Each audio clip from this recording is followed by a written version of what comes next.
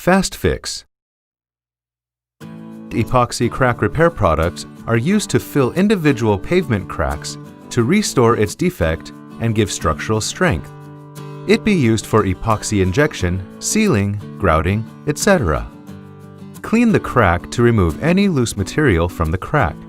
This will assist in achieving a good adhesion between the adhesive for the ports and substrate. Stain port locations approximately every about 200 to 500 mm, starting from the bottom of the crack. Distribute the high-strength epoxy paste FX-1100 PS to the perimeter of the base of the port.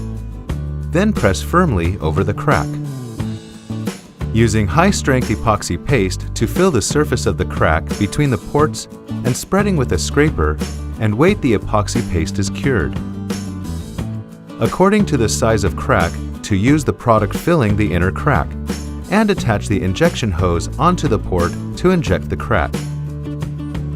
Once the epoxy or foam have cured, can detach the ports off the wall using a hammer. The surface can be ground smooth now.